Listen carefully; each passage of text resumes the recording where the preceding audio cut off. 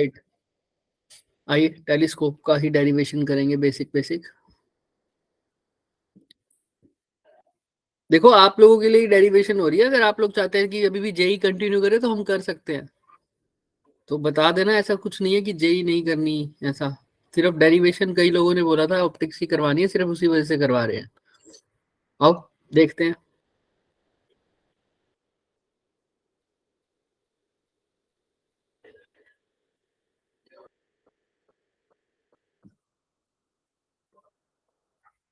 किसको पता टेलीस्कोप क्या काम आता है, भाई बताओ। अपनी टेप पे उतार के बताओ भाई, टेलीस्कोप क्या काम आता है।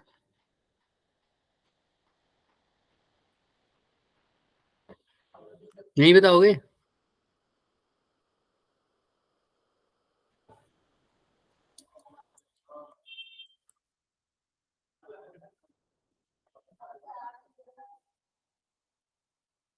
बोलो। टेलीस्कोप का काम किसी को पता है? पेपर में आ गया तो क्या लिखोगे, टेलीस्कोप क्या काम आता है?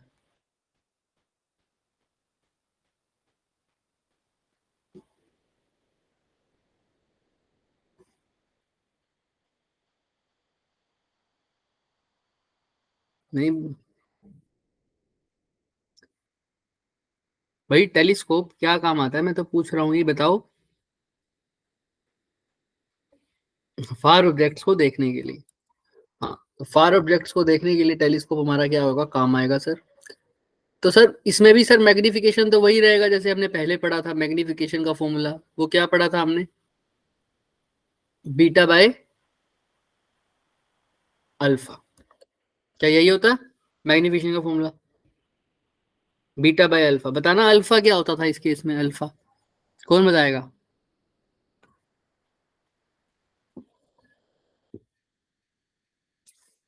अल्फा क्या होता था भाई टेलीस्कोप के केस में?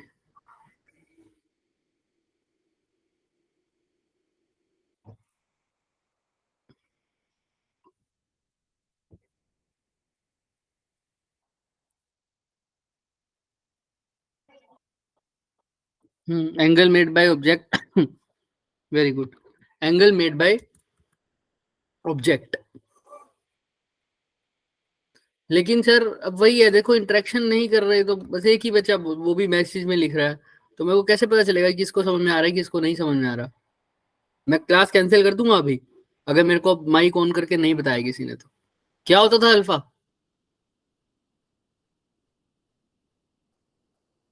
कैसे पता लगेगा बच्चे मेरे को कि आप लोग को समझ में आ रहा है या नहीं आ रहा?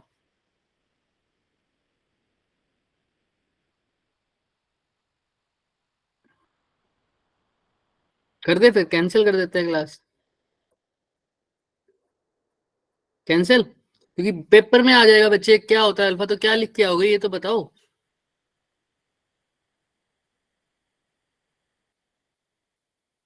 कंपाउंड माइक्रोस्कोप का या सिंपल माइक्रोस्कोप का मैग्निफिकेशन का फॉर्मूला बताना। माइक से बोल के बताओ क्या होता है। चैट पे भी कोई नहीं लिख रहा है, एक ही बच्चा, वो भी 4 बार बोलने के बाद लिख रहे हो।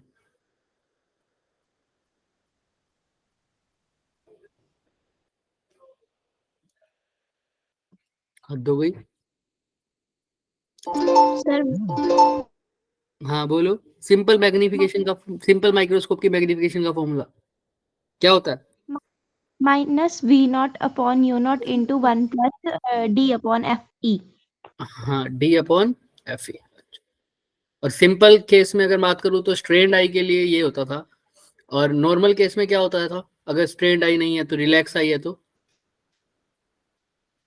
L into D upon F C into F I F E. नहीं ये नहीं होता था, ये कंपाउंड के लिए बोल रहे हो। हम्म यही तो पढ़े थे दो केस, एक हमने पढ़ा था डी बाई एफ ई, दूसरा पढ़ा था 1 + डी बाई एफ ई। ये पढ़ा था रिलैक्स के लिए, ये किसके लिए पढ़ा था? स्ट्रेन्ड आई के लिए। यही तो पढ़ा था सिंपल माइक्रोस्कोप के केस में। अगर अभी भी रिस्पॉन्स नहीं दोगे मैं अभी चैट ऑफ मतलब क्लास ही बंद कर दूंगा। कल ही लग के आना, इसको रिवाइज करके आना, कोई इंटरेक्शन नहीं होगी तो क्लास में किसके लिए ले रहा हूँ? बोर्ड में पेपर आ जाएगा तो डेरिवेशन तुम्हारे लिए ही हो रही है बच्चे। टेलीस्कोप के केस में भी हमारे पास क्या रहता है, दो लेंस रहते हैं। एक ये वाला लेंस है हमारे पास, सपोज कर लो, और एक ये वाला लेंस है। तो बताओ कौन सा दो लेंस होते हैं, कौन कौन से दो लेंस थे टेलीस्कोप के केस में? एक हमारे पास बड़ा लेंस होता है, इस केस में हमारा ऑब्जेक्टिव बड़ा लेंस कहलाता है। और दूसरे लेंस का नाम क्या था? एक ऑब्जेक्टिव था तो दूसरा क्या था? आईपीस। आईपीस। तो आईपीस हमारे पास छोटा लेंस होता है इस केस में। अब ये याद रखना, आईपीस मैंने पहले भी एक बात बताई हुई है आप लोगों को कि आईपीस छोटा लेंस नहीं होता। आईपीस जितना था वैसा का वैसा ही है, ऐसा समझ लो, लेकिन ऑब्जेक्टिव बहुत बड़ा कर दिया। तो ऑब्जेक्टिव की फोकल लेंथ टेलीस्कोप के केस में ज्यादा है एज कंपेयर टू आईपीस। तो ये ऑब्जेक्टिव है, ये आईपीस है। अब पहले तो यहां पर अल्फा का कंसेप्ट सीखते हैं। अल्फा हमेशा क्या होता था? Angle made by object. जब वो ऑब्जेक्ट कहां रखते थे हम? एट 25 सेंटीमीटर, यानी एट डी तक, डी पर रखते थे, है ना, least distance of distinct division. But यहां पर क्या ऐसा पॉसिबल है? भाई टेलीस्कोप तो हम मून, सन, ये मून हो गया है ना, प्लैनेट्स हो गए, मरकरी, इन सबको देखने के लिए यूज करते हैं, राइट? तो क्या तुम उस ऑब्जेक्ट को उठाकर अपने 25 सेंटीमीटर पर रख सकते हो कभी भी? बताओ। No sir. नहीं रख सकते। तो यहां पर सिर्फ एक ही लाइन आएगा, ये वाली लाइन नहीं आएगी, एट 25 सेंटीमीटर नहीं। यहां पर टेलीस्कोप सिर्फ क्या है? Angle made by object on I. यहां पर 25 सेंटीमीटर पर ऑब्जेक्ट नहीं रख सकते, पॉसिबल ही नहीं है। क्या चांद को उठा के मैं अपने 25 सेंटीमीटर पर नहीं लेके आ सकता? किसी भी जुपिटर को उठा के मैं 25 सेंटीमीटर पर नहीं लेके आ सकता? तो angle made by object, simple, जरूरी नहीं है वो ऑब्जेक्ट अब डी पर होगा। ठीक, देखते हैं सर। तो अब आ जाओ यहाँ पर। यहाँ पर अब लाइट रेज आ रही होंगी, तो कहीं दूर से लाइट रे आ रही होंगी इन्फिनिटी से, यस और नो? ये देखो एक लाइट ये रे आ रही है, यस दूसरी सर। लाइट रे हमारे पास ये आ रही है बच्चे।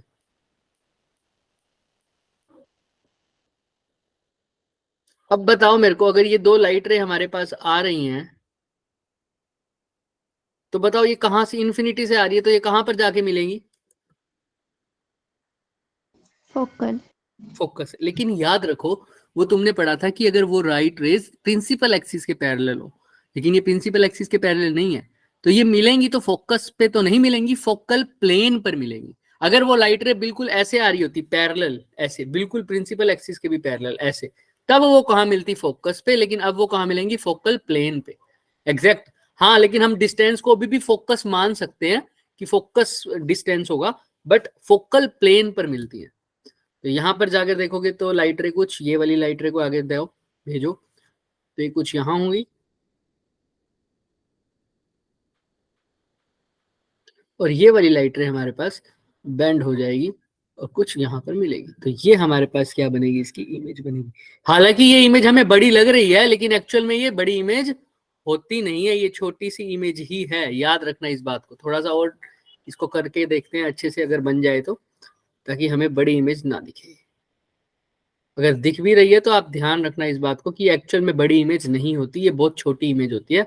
अब हमें दिखानी पड़ती है बस इसी वजह से। ये देखो, तो ये इमेज बनी है। इस इमेज का नाम दे देते हैं हम, ज्यादातर ए डैश बी डैश बोलते हैं, तो इसको भी बोल दिया ए डैश बी डैश, इस इमेज का नाम है। तो ये ऑब्जेक्ट आया। तो पहले तो मैं यहाँ अल्फा लगा देता हूँ और बीटा बता देता हूँ। देखो अल्फा क्या था? एंगल मेड बाय ऑब्जेक्ट, लेकिन कौन सा? On I. लेकिन ये कौन सी आई होनी चाहिए? Naked eye sir, naked eye. तो मतलब जब मेरा इंस्ट्रूमेंट नहीं था तो भी लाइट रेस तो कैसी आती मेरे पास? पैरेलल आ रही होती थी, है ना, इन्फिनिटी से ही आ रही होती तब भी। तो समझ लो यहाँ पर मेरी आईज पड़ी है, अभी ये इंस्ट्रूमेंट मैंने लगाया ही नहीं, तो भी यही लाइट रे मेरी आंखों में पड़ती, तो कुछ ऐसे पड़ती, यहाँ मेरी आंखें हैं, तो ये एंगल होता अल्फा, हाँ या ना? खुद देख लो। अगर ये इंस्ट्रूमेंट ना होता तो ये मेरी आईज होती, और ये आई के ऊपर कितना एंगल बनाती है जो रेज आ रही है? अल्फा एंगल बनाती। दिख रही है सबको, यस और नो? Yes sir. जो मैंने बनाया है वो ये है, ये एंगल मेड बाय ऑब्जेक्ट है, एंगल मेड बाय ऑब्जेक्ट है। तो इस अल्फा को अगर ध्यान से आप देखोगे तो ये अल्फा किसके इक्वल होगा, इस अल्फा के इक्वल। यहाँ पर भी अल्फा बनेगा, वर्टिकली अपोजिट एंगल, साफ साफ दिख रहा है। अगर ये अल्फा है तो वो भी क्या होगा सर, अल्फा होगा, हाँ या ना, देख लो अच्छे से। देखो ये अगर अल्फा है तो ये भी क्या होगा हमारे पास, अल्फा, राइट, क्लियर। अच्छा, अब ध्यान से देखना, Yes. अभी भी यहां पर ये अब इसका नाम भी दे देते हैं सर, ये ऑब्जेक्टिव लेंस है, क्योंकि ऑब्जेक्टिव लेंस है तो सर ये कितना हो जाएगा, ये ऑब्जेक्टिव की इमेज हो गई, तो ये वी, इमेज के डिस्टेंस को बोलते हैं वी ओ, ऑब्जेक्टिव से डिस्टेंस, ठीक। ये मेरी आईपीस से ऑब्जेक्ट, अब पहले की जो इमेज है वो दूसरे के लिए क्या काम करती है हमेशा, किस चीज का, शाबाश बोलो, पहले की इमेज दूसरे के लिए क्या काम करती है, फर्स्ट ऑब्जेक्ट। की, हाँ ऑब्जेक्ट का। तो ये सेकंड के लिए ऑब्जेक्ट होगा, तो इसलिए क्योंकि ये आई पीस है तो ये ऑब्जेक्ट हो गया यू, और आई पीस है इसलिए यू ई लिख दिया इसको, ये आई पीस है मेरा। अब ध्यान रखना, इसने इसकी इमेज बनानी है तो यहां से लाइट रे जाएंगी। अब ये तो वही केस हो गया, इसकी फोकल लेंथ कम है लेकिन ये इमेज कुछ ऐसी बनेगी कि इसके फोकस और ऑप्टिकल सेंटर के बीच में बने, और वही काम हो जाएगा जो हमेशा सिंपल माइक्रोस्कोप में होता है, इसकी इमेज बना देगा। कैसे बनती थी, वर्चुअल और इरेक्ट इमेज बनती थी, आओ बनाते हैं। एक लाइट रे ऐसे जाएगी,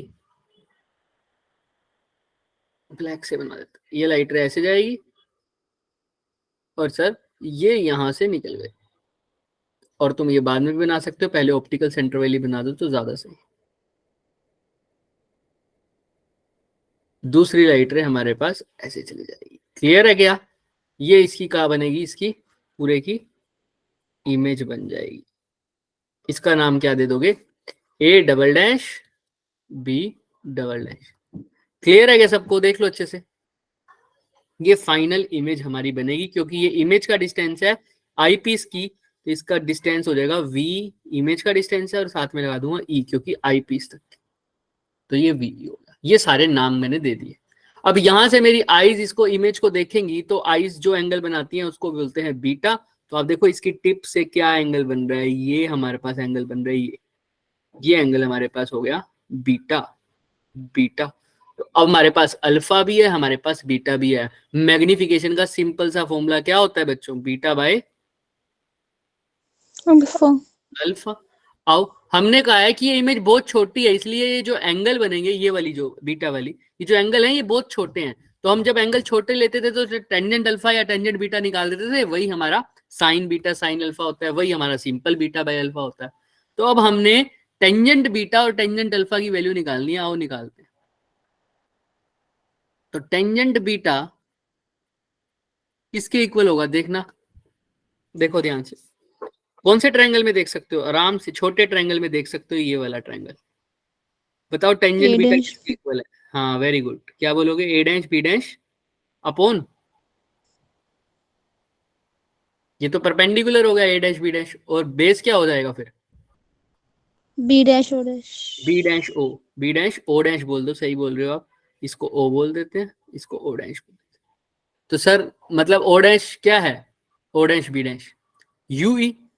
तो सिंपल टेंजेंट बीटा की वैल्यू हमारे पास क्या आ जाएगी बच्चे, A dash B dash upon O dash B dash, यही थी। हाँ सर, Yes. अब ए डैश बी डैश तो हमारे पास एच आई एच है, वैसे तो इसको ऐसे ही रहने दो, कोई दिक्कत नहीं है। ओ डैश बी डैश की वैल्यू पता है यू ई, सिंपल था E. केस। अच्छा सर, ये तो हो गया फर्स्ट, टेंजेंट अल्फा भी निकाल दो तो यही बीटा भी हो जाएगा, तो बीटा यही आ गया अपने पास। अब बात करते हैं अल्फा की।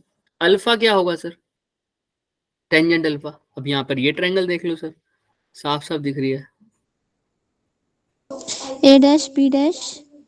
B A dash dash B O. Dash, A B dash B dash dash O. Upon B dash O, very good. तो यहाँ पर अल्फा क्या आ जाएगा, A dash B dash upon B dash O. तो ए डैश बी डैश को तो रहने दो, बी ओ क्या है, ओ बी क्या है बताना, बी डैश ओ, ये इसकी इमेज बनी है पहले वाली की, तो इसका डिस्टेंस क्या है देखो ध्यान से, वी ओ डैश से, ओ से लेकर बी डैश की वैल्यू को क्या बोल रखे हो, इमेज का डिस्टेंस, जिसको क्या बोलते हैं वी ओ, क्या बोल रखा है वी ओ। तो आओ वी ओ लिख दो यहाँ पर, तो अल्फा ये हो गया हमारे पास। अब बीटा बाय अल्फा निकालने के लिए क्या करना पड़ेगा, दोनों को आपस में डिवाइड। डिवाइड। तो बीटा बाय अल्फा निकाल दो। बीटा की जगह क्या लिखोगे बच्चे, ए डैश बी डैश से A dash B dash cut जाएगा, यहां पर भी A dash B dash upon V O. तो ए डैश बी डैश से A dash B dash cut गया, तो मैग्निफिकेशन किसके इक्वल आ गई, वीओ ऊपर चला जाएगा, तो वीओ अपॉन यू। यूई। ये जनरल फॉर्मूला हो गया हमारा टेलीस्कोप की मैग्निफिकेशन का जनरल फॉर्मूला। सिंपल से। अब ये अगर जनरल फॉर्मूला हो गया तो सर अब स्पेशल केस करते हैं। सर दो ही तो स्पेशल केस थे, एक कौन सी आई इसके लिए सर, स्ट्रेन आई के लिए, दूसरा किसके लिए सर, रिलैक्स आई के लिए।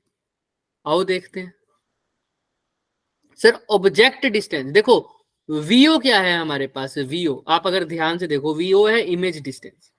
अब वीओ इमेज डिस्टेंस है, हमें पता है एक्चुअल में इमेज इसके लगभग लगभग फोकस पॉइंट के तरफ चलेगी। कहां पर मिलती है, अगर रेज इन्फिनिटी से आ रही है तो फोकल प्लेन में मिलेंगी, लेकिन लगभग लगभग वो फोकल लेंथ के इक्वल होता है। इसलिए आप वीओ की जगह क्या लिख सकते हो बच्चे, एफ ओ। क्या लिख सकते हो, एफ ओ, क्योंकि लगभग लगभग उसके फोकस पॉइंट ही मिलेंगी। हमने कहा है रेज फोकस पे नहीं मिलती, फोकल पॉइंट पर मिलेंगी, लेकिन उसकी डिस्टेंस तो लगभग लगभग फोकल लेंथ के इक्वल ही होगी, इसलिए वीओ की जगह तो लिख दिया एफ ओ। तो मैग्निफिकेशन का फॉर्मूला क्या बन गया बच्चे, general formula MO is equal to, VO की जगह क्या लिख दिया, एफ ओ अपॉन यूई। अब आपको दोनों केस पता है बच्चे, यूई की वैल्यू निकालते हैं पहले। पहली बात, अगर यूई है क्या, यूई है सर हमारे पास किसका distance, object distance from eyepiece, है ना। आईपीस से देखो, अब अगर ये फाइनल इमेज हमारी, अगर मेरे को रिलैक्स देखना है, रिलैक्स होकर, तो फाइनल इमेज कहां बनती है मेरी, याद करो बहुत अच्छे से कि इन्फिनिटी पर। और इन्फिनिटी पर रखता इमेज बनेगी, तो इसका मतलब यूई किसके इक्वल होगा, पहले भी प्रूव कर चुके हैं। ये तभी होगा अगर इमेज इन्फिनिटी पर बनी है, रिलैक्स के केस में इमेज बनती है इन्फिनिटी पर, और ये तभी बनती है सर जब हमारा यू कहां रखेंगे, कहां पर रखेंगे कि इमेज इन्फिनिटी पे बनती है, बताओ। ऑब्जेक्ट कहां रखेगी इन्फिनिटी पर इमेज बनती है सर, सोचो, भूल गए, फोकस पर रखते थे, कहां पर, फोकस पर। तो यूई की जगह लिख दोगे एफ ई। तो रिलैक्स आई के केस में एम नोट का, एम का फॉर्मूला क्या हो जाएगा, एफ नोट तो वही रह जाएगा, यूई की जगह बस क्या लिख दोगे, एफ ई। तो ये फॉर्मूला हमारे पास आ जाएगा किस चीज का, रिलैक्स आई के केस में M is equal to F O by F E. अच्छा, आओ अब क्या स्ट्रेन्ड आई के केस में, स्ट्रेन्ड आई के केस में पहले तो फॉर्मूले का वैल्यू निकालते हैं। 1/FO मैं किसके लिए निकाल रहा हूं बच्चे, फर्स्ट ऑब्जेक्टिव के लिए। क्या निकालता हूं, 1/FO is equal to 1/VO plus 1/UO minus, है ना, माइनस 1/UO।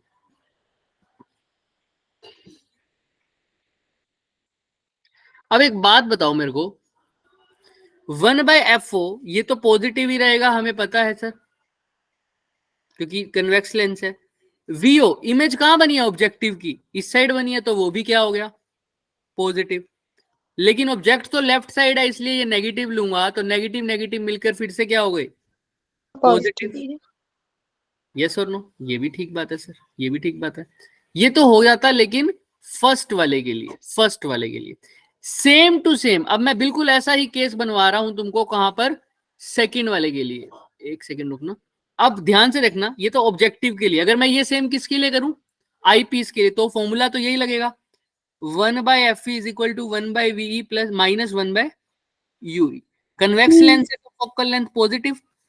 इमेज बताना ऑब्जेक्टिव की कहां बनी है, लेफ्ट साइड या राइट साइड, बताओ। देखो लास्ट इमेज कहां बनी है आई पीस की, लेफ्ट साइड, इंसिडेंट के अपोजिट, तो वो क्या लूंगा, नेगेटिव। और ऑब्जेक्ट तो वैसे भी लेफ्ट साइड है, तो वो भी नेगेटिव, नेगेटिव नेगेटिव मिलकर क्या हो गए, पॉजिटिव। तो 1/UE की वैल्यू बताओ क्या आ गई यहां से, 1 बाय एफ ई प्लस ये माइनस है उधर जाके प्लस का 1 बाय वी। क्लियर है सबको? देख लो अच्छे से। अब क्योंकि मेरे को स्ट्रेंड मैग्निफिकेशन निकालनी है, स्ट्रेंड के केस में मेरी इमेज कहां बनती थी बता सकता है कोई? कितनी पास बनती थी स्ट्रेंड के केस में? 25 सेंटीमीटर। 25 सेंटीमीटर, यानी जो इमेज डिस्टेंस है वो डी के इक्वल हो जाएगा। तो स्ट्रेंड के केस में वीई डी के इक्वल हो जाएगा। पहले तो हम इसका केस लिख देते हैं। तो अगर यहां पर वीई डी के इक्वल हो जाए तो फॉर्मूला क्या बन जाएगा बताना? 1 by U E is equal to 1 by F E plus 1 by D. क्योंकि इफ ये क्या है, if VE is equal to D, ये उस केस का है। तो बस 1 बाय यू की वैल्यू यहां पुट कर दो। एम नोट क्या आ जाएगा? एफ नोट तो एफ नोट रहेगा। 1 बाय यू की जगह क्या लिख सकते हो? 1 by F E plus 1 by D. F E common ले लो तो अंदर रह जाएगा 1 प्लस एफ ई तुमने बाहर ले लिया, लेकिन इस टर्म में तो एफ ई था ही नहीं डिवाइड में। तो डिवाइड में नहीं था तो इसलिए बैलेंस करने के लिए मल्टीप्लाई में क्या लिखना पड़ेगा? F E. तो ये केस हो गया हमारे पास। कौन सा केस? जब हमारी स्ट्रेन आई का केस हो गया। इसको भी कैलकुलेट करना चाहो तो कैलकुलेट कर सकते हो। अगर फाइनल ये तब होता है जब इन्फिनिटी पर बनती है इमेज, ये तब होता है जब इमेज डी पर बनती है। तो अगर आप यहाँ पर वी की जगह इन्फिनिटी लिख देते तो यू आता फोकल लेंथ के इक्वल, और वही मैंने लिखा। सिंपल। देख लो ये दोनों केस, ये स्ट्रेन्ड आई के लिए, ये रिलैक्स आई के लिए। अगर मैं आपसे पूछूं कौन सा मैक्सिमम मैग्निफिकेशन का फॉर्मूला है, स्ट्रेन्ड वाला या रिलैक्स वाला, ये मैं बहुत बार बता चुका हूं। मैक्सिमम मैग्निफिकेशन कब मिलती है, स्ट्रेन्ड आई के लिए या रिलैक्स के लिए?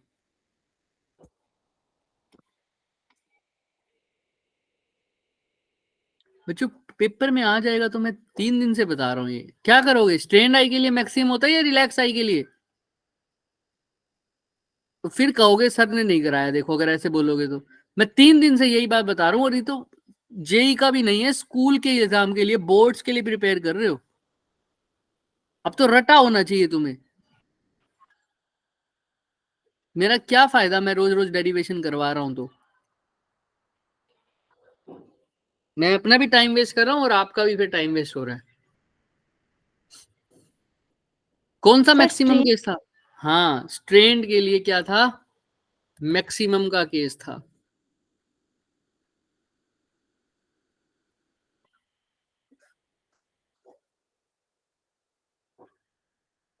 स्ट्रेन्ड के लिए मैक्सिमम का केस था और रिलैक्स के लिए मैक्सिमम नहीं था। मिनिमम मत बोल देना रिलैक्स के लिए, मैक्सिमम नहीं है, बस ये याद रखना। तो ये हमारे पास हमारे फॉर्मूलेज हैं। ये टेलीस्कोप है हमारे पास, इसको रिफ्रैक्टिंग टेलीस्कोप भी बोलते हैं और इसका एक नाम भी है एस्ट्रोनॉमिकल टेलीस्कोप। याद रखना, कभी कोई पूछ भी लेता है क्या टेलीस्कोप हमारे को इमेज को बड़ा, ऑब्जेक्ट को बड़ा करता है? नहीं, क्योंकि ऑब्जेक्ट तो पहले से ही बहुत बड़ा है। चांद, प्लेनेट ये तो पहले से ही बहुत बड़े हैं। तो वो बस क्या करता है, हमारे को उसके पास उसकी इमेज को हमारे पास बना देता है, जिसकी वजह से हमारा विजुअल एंगल बढ़ जाता है और हमें ऑब्जेक्ट बड़ा दिखता है। टेलीस्कोप कभी भी ऑब्जेक्ट को बड़ा नहीं करता, वो ऑब्जेक्ट को पास ले आता है। लेकिन माइक्रोस्कोप ऑब्जेक्ट को क्या करता है? हमेशा बड़ा करता है। याद रखना। हाँ, माइक्रोस्कोप हमेशा ऑब्जेक्ट को बड़ा करके दिखाता है, टेलीस्कोप पास ले आता है। तो याद रखेंगे इस बात को। अब टेलीस्कोप का एक और टाइप भी था हमारे पास, अगर आपको नाम याद हो तो, रिफ्लेक्टिंग टेलीस्कोप।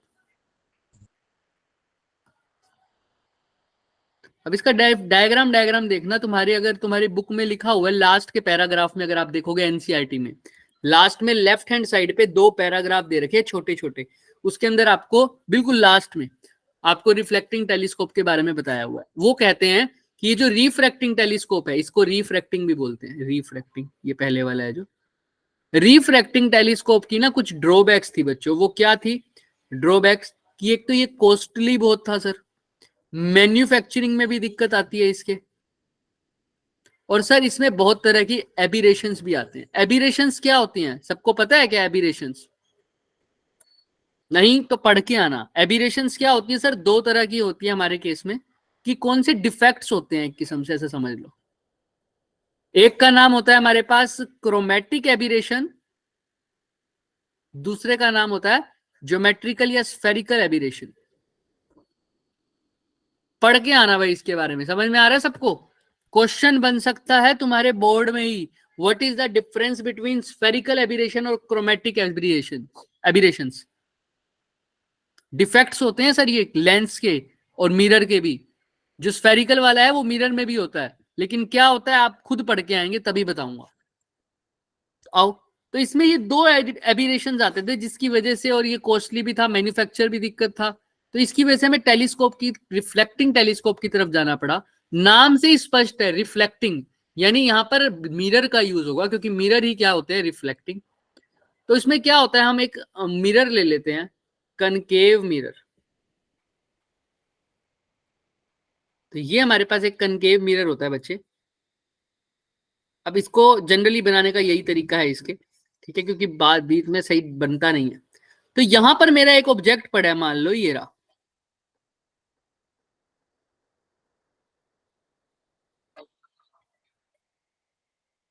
ठीक।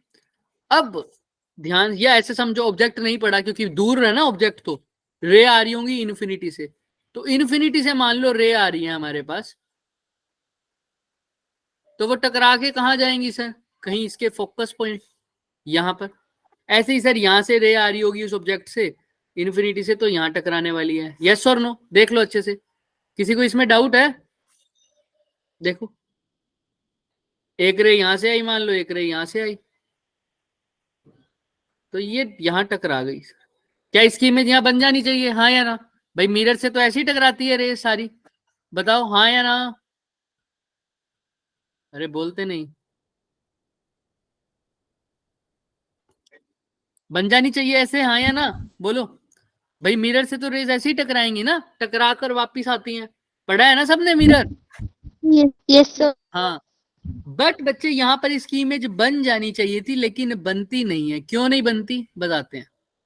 इस पी पॉइंट पर या इस एफ पॉइंट पर मान लो इसकी इमेज बन जानी चाहिए थी, लेकिन बनती नहीं। क्यों नहीं बनती बच्चे? क्योंकि बच्चे यहाँ के बीच में हम एक और लेंस रख देते हैं जिसका नाम होता है हमारे पास कन्वेक्स लेंस। ये तो हमारे पास कनकेव था, यहाँ पर क्या रख दिया, कन्वेक्स लेंस।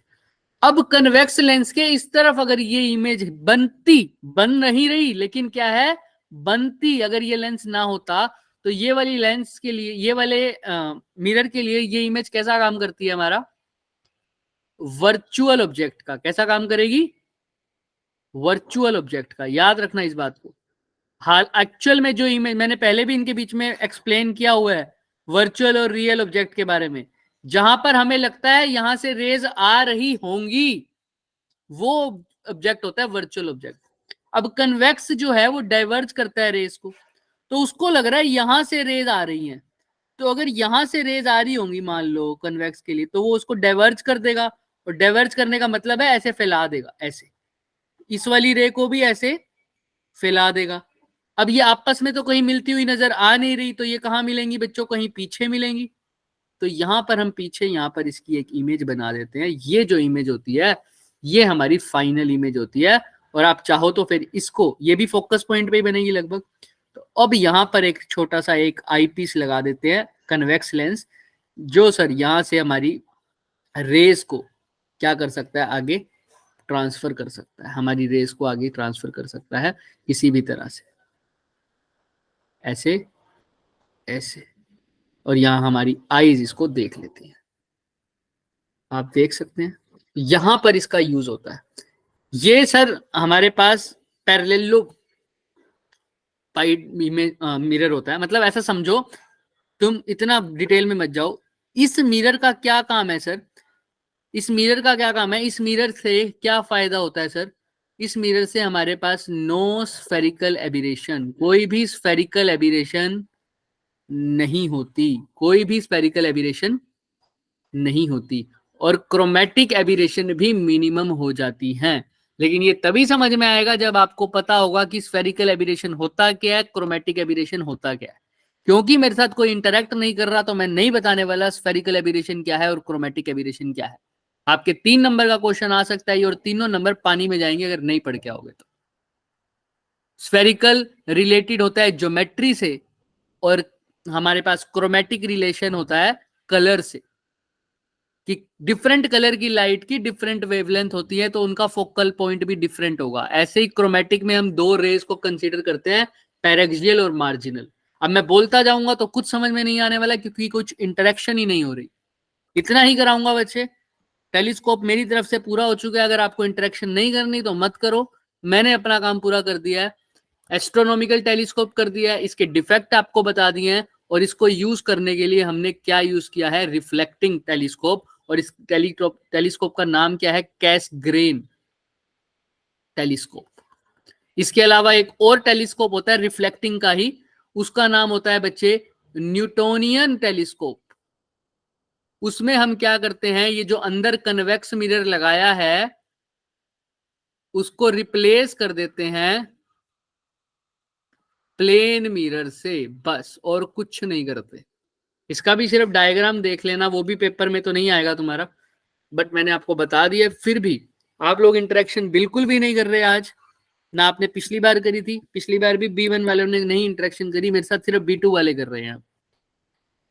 बाकी आप लोगों की मर्जी है, अगर आपको नेक्स्ट क्लास में अब कुछ करना हो तो आ जाना, वेव ऑप्टिक्स में देख लेंगे या कम्युनिकेशन में एक चीज देख लेंगे। अगर वेव ऑप्टिक्स स्टार्ट करेंगे तो इंटरफेरेंस और डिफ्रैक्शन से स्टार्ट करेंगे, और अगर हमारा कम्युनिकेशन स्टार्ट करेंगे तो वो तो स्टार्टिंग से करेंगे।